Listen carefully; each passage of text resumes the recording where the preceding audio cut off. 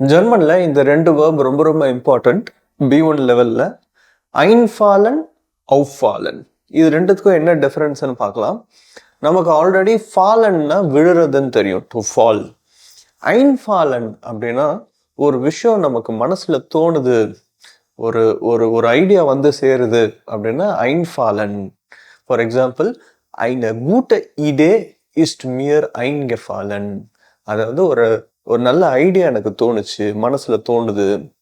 இதே அவுஃபாலன்றது அதுவா தோணல, உங்களுக்கு கண்ணுல தென்படுது அப்படின்னு சொல்லுவோம்ல. To fall in our ice.